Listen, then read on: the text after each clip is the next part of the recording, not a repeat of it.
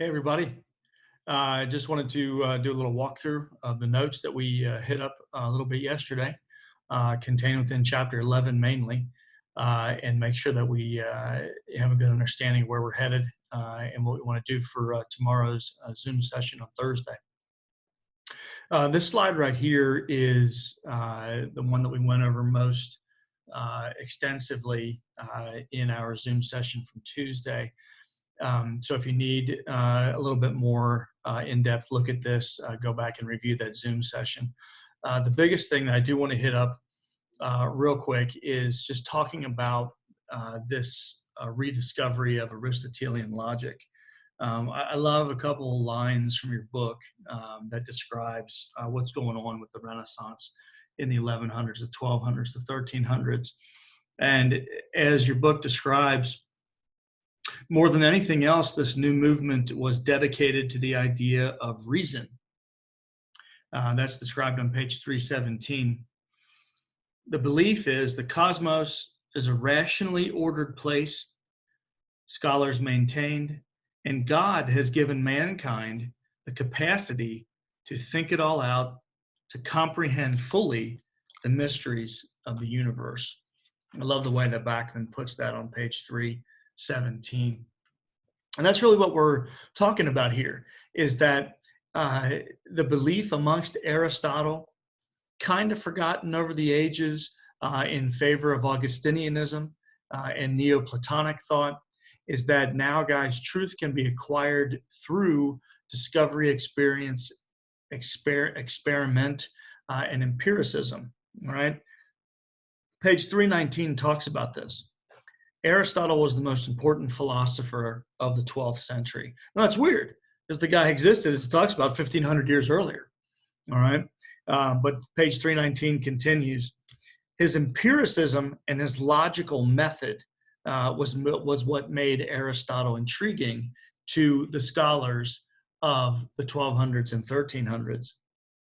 If you skip down to the middle of that second paragraph, Aristotle's work was so appealing to medieval thinkers because he desired his effort to harmonize his knowledge. That's the big thing, all right? Remember, all the way back to one of the first times we talked about in our class, the desire of the medieval mind was to harmonize everything, was to bring everything into a collective, ordered Christendom. Okay, an empire that, regardless of nationality or where you're from on the geographic map, that you are all ordered into this place.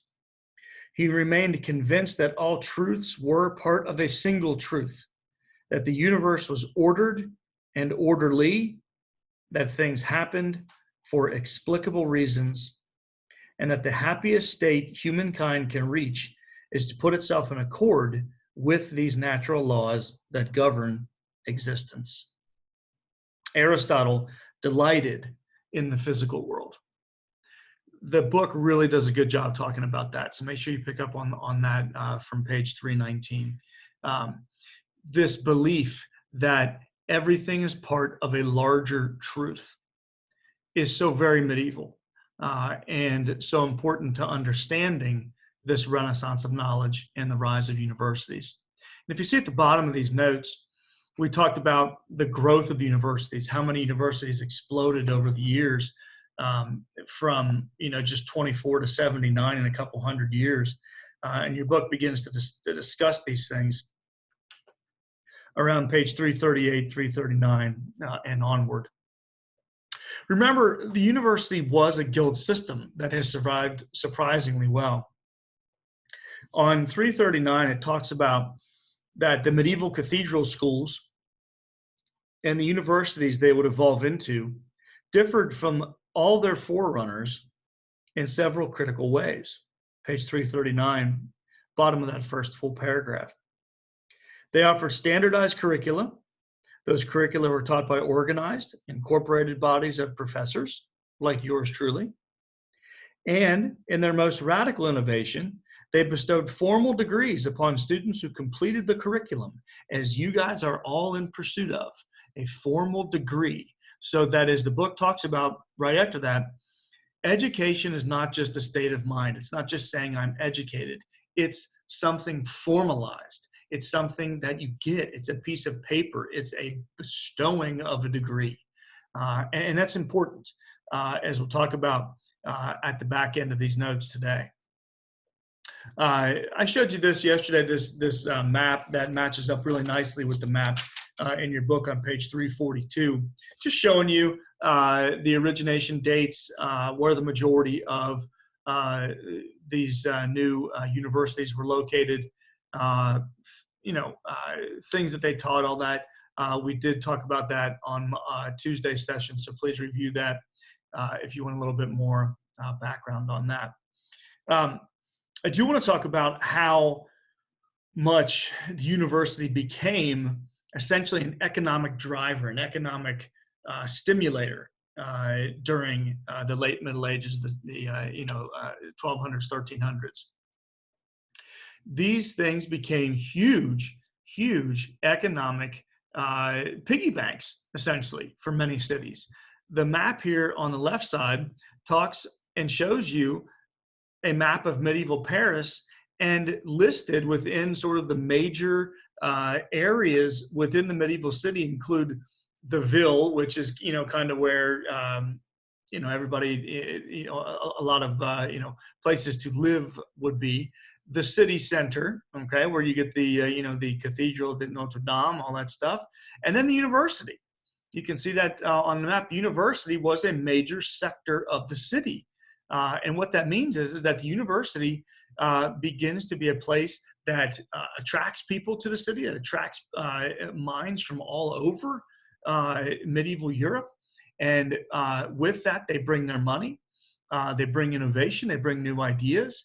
And so these things that become universities, just as they are today, they become little cities upon themselves and little economic drivers of the late Middle Ages. Important to look at on that slide. What was studied? What did we look at? Who was there? Who taught in these situations? The universities, guys, were staffed almost exclusively by the Dominican Order. We haven't talked much about the Dominican orders or many orders besides looking into the orders of monks and those types of things. But religious orders, the Dominicans begin to have a kind of a domination of education. And that would later be taken over in the late Renaissance era by the Jesuits. And certainly today, the Jesuit order, religious order within Catholicism, still runs many schools in and around the United States. Certainly, if off the top of my head, Xavier's a Jesuit school. There are many, St. Joseph's, just thinking Loyola Chicago. All of these are Jesuit schools that still are run exclusively by that religious order. But during this part of the Middle Ages, it was the Dominicans. Money pours into these institutions. We talked about the Studium Generale, how the papacy gets involved the other day. Please review that part of the session if you were wondering more about that. And they talk about the Studium Generale. I believe that was on page, where was that? Studium Generale was discussed on page 341, all right, where they begin to talk about how the papacy and the church wants to assert themselves in this situation. Why wouldn't they? Where there's a lot of money, you'll certainly find the church and the papacy. What was taught? The 7 liberal arts. You guys do a lot of engagement with the liberal arts at Thomas More. Not all 7 technically, but you take a speech class, you take a how to speak in public class. That certainly is part of the liberal art of rhetoric. You should, and I would hope, I would want everyone to take a logic class. One of my favorite classes that I ever took at Thomas More was logic with Father Twaddell. Foundational, important class for me, and a wonderful way to figure out how you think, how to think better, and to kind of detect when other people aren't thinking correctly, and help them out. We all take math classes at Thomas More, arithmetic classes. Check out page 336, talks about innovations in mathematics, including the Fibonacci sequence, which is still mind-bogglingly spectacular to examine all of the possibilities of that Fibonacci sequence that they discuss on page 336. Which is each number is the sum of the two numbers that precede it. It just is amazing how many significant formulas have been worked out because of that discovery by Italian mathematician Fibonacci. Geometry, music, certainly. We still take fine arts courses at Thomas More. So again, a lot of these things are still in existence. That the belief is that the student is more well-rounded and has a much more beneficial and whole, truthful education when they get not just their specific, mode of what they want to learn, but yet they get a more liberal, expanded education. The method, here's the interesting thing that we're going to be talking about tomorrow a little bit, and then getting into next week definitely, is scholasticism. Scholasticism is this method of thinking and the method of teaching that was employed by the university faculty of the Dominicans, and then eventually it was adopted by the people who began to be the professors, the leaders of these institutions. They didn't have to be from a religious order, but they all generally were scholastics. And scholasticism, again, is a definition that's talked about in chapter 14 if you want to go ahead and look it up. But the definition of scholasticism essentially is that you think yourself with ordered pathways to larger truths, okay? That you don't just come right out and blurt out the truth, that you have to work yourself there along a path. Kind of think about it like if you remember geometry class, and you couldn't just, I remember that, having a hard time working my way through these until they got fun to do at the end. I know I'm a geek, I'm sorry. But you remember you would have to do theorems. You would have to prove theorems in geometry class. Remember those? And it was like, prove that line AB is equal to line CD. And, you'd be like, well, they're equal because I measured them. And they're both 2 inches long. But you can't do that. That hasn't proven it. You have to prove that they're there. And remember, you have to go through the theorem and go through the 4, 5, 6 steps. And therefore, at the end, you're like, therefore, AB is equal to CD. That's scholasticism. And sometimes it's boring and sometimes it takes a while. But the point is that with scholasticism, it's like incontrovertible. Like nobody can challenge it because you've proved it so thoroughly that nobody can argue with it. Remember, that's the point of medieval education that they derive from Aristotle, that let's build this up to a divine truth, but let's build it up so airtight, so foundational that nobody can knock down the foundation. All right, and that's what the scholastics do. They prove things out. And what we're going to start seeing here with our session tomorrow and then next week is people even start to try and prove that God exists through just fundamental, logical step after step after step. And at the end, just like a geometric proof that says, therefore, AB equals CD, they say, therefore, God exists. And it's really cool that we're going to read a couple of these, and so I'm going to see what you guys think about those. How was things taught? How were things taught? Basically, page 341, 340 through 343 talks about this. It was called lecture by gloss. All right. Basically, it was the professor standing up in front of the students and lecturing. But in this case, it was even more fundamental and maybe even mundane than that. As your book describes, a lecture by gloss was a commentary upon an authoritative text. Thus, a professor would read a passage from a book, then he would comment on it at length, all right? And then he would move on to the next passage, repeat the entire process until he had read and glossed the entire text. All right? The method serves at least two fundamental purposes, page 343. It retained the authority of the text themselves, okay?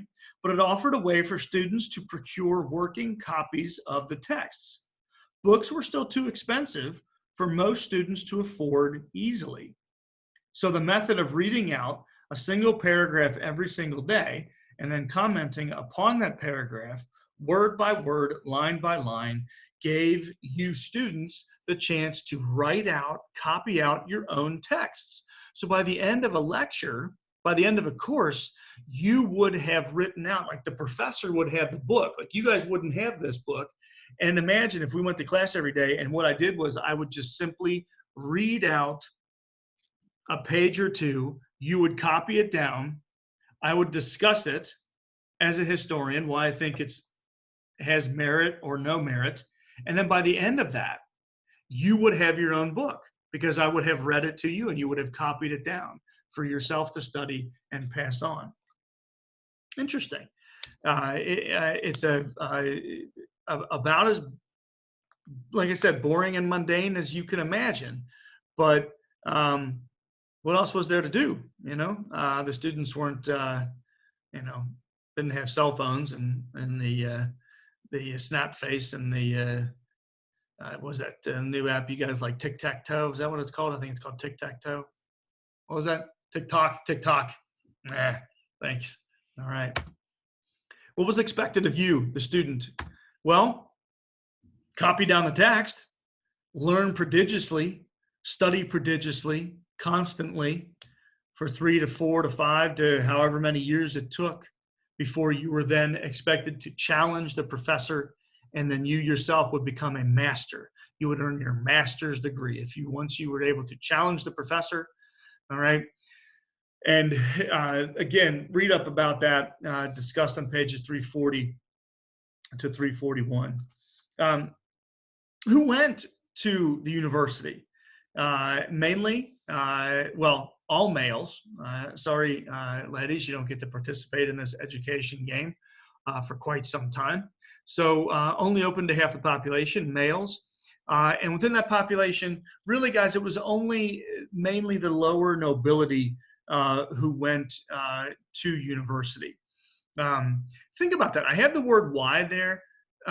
See if you can't come up with a couple reasons why it was just only the lower nobility. And we'll talk about that tomorrow, maybe when we start class, why it was the lower nobility. Page 345 discusses this, why it was just mainly lower nobility and merchant class.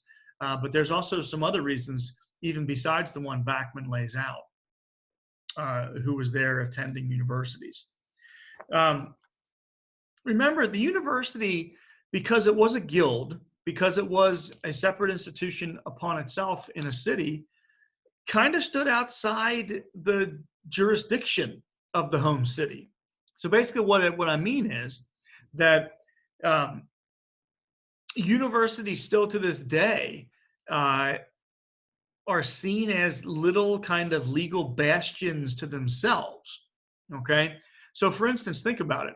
If you go on UC's campus, or you go on Xavier's campus, or you even go on Thomas More's campus, you're going to have, are you not, your own campus police, your own campus security, okay? It's not going to be patrolled most often by, the local authorities, the sheriffs, the Crestview Hills Police Department.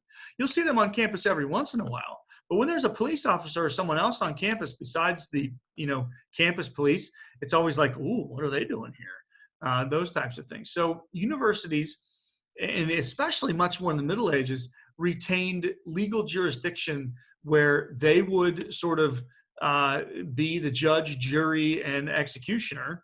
They wouldn't kill people, obviously, but you know what I mean, of their own students.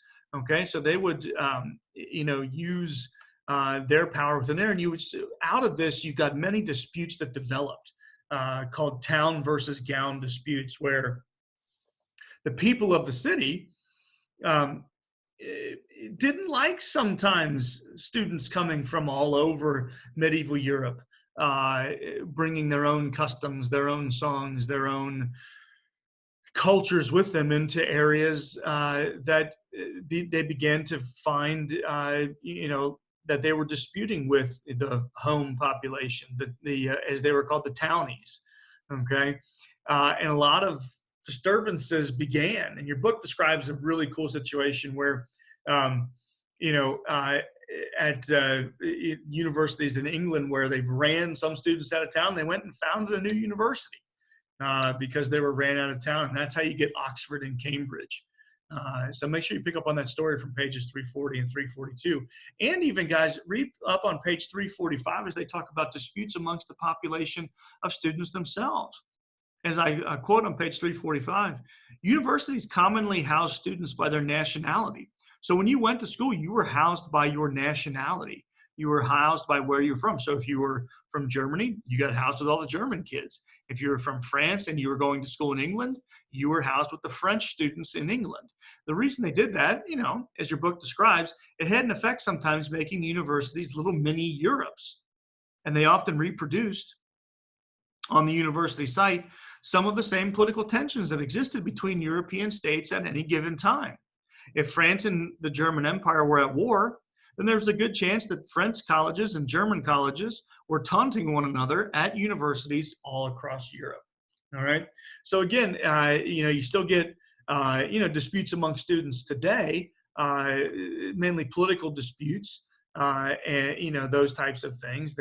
Ideological disputes. So imagine like going to a campus and they're like, all the Democrats and all the people who want to believe in democratic stuff, you live on that side of the campus in that dorm, and all the young Republicans and all the young conservatives and those people that believe in that ideology, you live in that side of the campus. You can imagine how confrontational and contentious that would get from time to time. And middle-aged schools and universities dealt with that. I asked you guys to look into this the other day and think about it. It's a Latin phrase, as you can see down there, aliquam nunquam cambiat, which basically means everything stays the same. Some things never change. That's basically how it is related. All right. Page 345 has that quote if you want it. But take a look at some of those things. You could get a bachelor's degree of arts in 4 years. Sounds similar. You then would study to challenge your professor over a course of 2 years, where you would become a master of arts. Still to this day, most master's programs are 2 years. And then you could study, depending on what you wanted to be, 6 years to become, a lawyer, a little bit longer to become a medical doctor, and then 16 years of extra study to become a doctor of theology. Imagine that. 16 years. The church required 16 years of extra study to become a doctor of theology. That is outlandishly long period of time. I love these pictures. Just to wrap up what we're talking about today, aliquam nunquam cambiat talks about these things. And I love these pictures, just showing you lecture by gloss, showing you the professor sitting up here, all right, and getting all the students to pay attention. You see here down here, the teacher's assistant. And take a look at the students, man. I see this all the time in classes on campus. You got this guy down here. I don't know what he's doing. It looks like he's texting. All right. It looks like he's passed out texting. This guy over here is not paying attention. These three in the back are having a conversation, not paying attention. You got your good students, as usual, sitting up front listening to the professor. This guy back here in the back is like he's copying off somebody. Like, ooh, what did you get there? Did you pick that up? I didn't hear what he said. God, some things never change. And the professor up here in front of the class, sort of observing and saying, "Did you get that? You two stop talking back there." Those types of things. Love these pictures. Really like those pictures. This one's from your book, and again, it shows some students diligently at work, some students daydreaming, and the like. This last picture that I want to talk about is a really good one, because this is showing the challenge situation. All right. This is a student here on the left who has challenged the professor on the right. And basically, you're having an oral examination here. You're having the professor is grilling the student. I had to go through these in grad school, oral exams.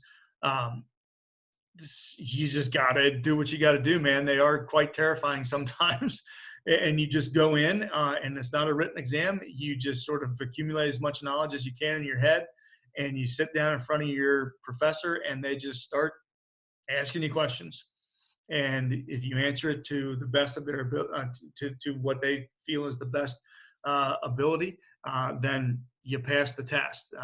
You get passed on to the next level. And you can see these two in here as well are kind of grading what's going on. One's pointing at one student, is pointing at the student saying he made a good point here. This guy up here is pointing at the professor saying he made a good point. So these types of challenges was how you moved on to the next level in your studies. That brings to a close the notes for this week. I just wanted to make sure I ran through those with you guys today. And then if you get a chance to view them tonight, tomorrow morning, or sometime after class tomorrow into the weekend, get those notes down and make sure that you're making it easy on yourself the best, so that you have the best possible chance to score well on our upcoming stuff. So tomorrow in class, we'll talk about schedule. I'll answer any questions you have, and then we'll get into some of the stuff on chapter 14, and we'll basically close out our course next week. So until tomorrow in our Zoom session, take care, everybody.